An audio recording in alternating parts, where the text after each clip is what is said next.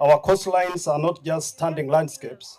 They are vital ecosystems that support a rich diversity of marine life.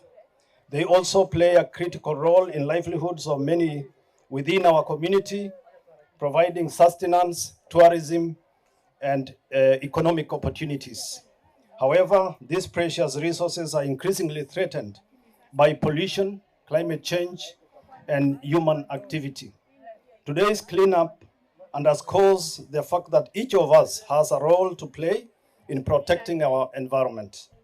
If every piece of trash we pick up is a step towards a cleaner ocean and a healthier planet, we must advocate for sustainable practices, push for better waste management solutions, and engage our communities in ongoing conversations about environment stewardship.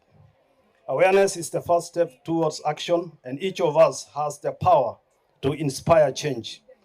I encourage all of you to carry this momentum forward. Share your experiences with friends and families, inspire others to take action, and hold discussions about what we can do to protect our coastlines. Consider organizing future cleanups, workshops, or educational sessions in your neighborhoods and schools. Together, we can create a ripple effect that leads to lasting change. Today's event also highlights the importance of collaboration.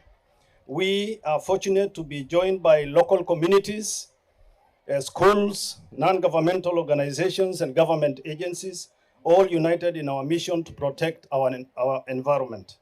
This spirit of cooperation is essential for success.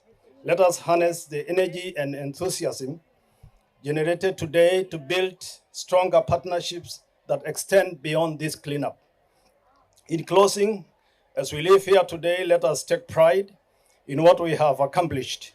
Together, we have made significant strides towards cleaner ocean and a healthier planet. Let us remain steadfast in our commitment to our oceans and coastlines, ensure that the beauty of Mombasa continues to be a source of joy, sustenance, and inspiration for generations to come. So WWF as an international organization is doing three main things. One is to engage businesses to design their products better. So for example, if we had reuse models for our beverage drinks, then we'll have no plastic bottles, single use in our beaches. So we need businesses to design their products better so that they embrace more reuse models. They design their products that are recyclable and reusable to minimize it. That is one. Number two, we also work with cities. Because if you look at Kenya, waste is a devolved function. So it's actually counties and urban areas and a city like Mombasa that is in charge of managing this waste.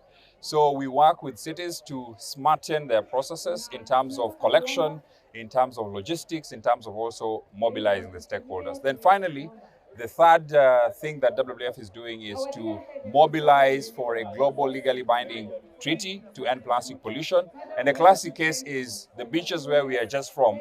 The plastic that has showed up on our beaches, some of it has actually not emanated from Mombasa. It's come all the way from the neighboring countries. So it is critical that we have common rules across the world in terms of how do we manage plastic so that Indians, for example, across the Indian Ocean can have a common way of managing plastic, our neighbors in Tanzania and our neighbors in Mozambique.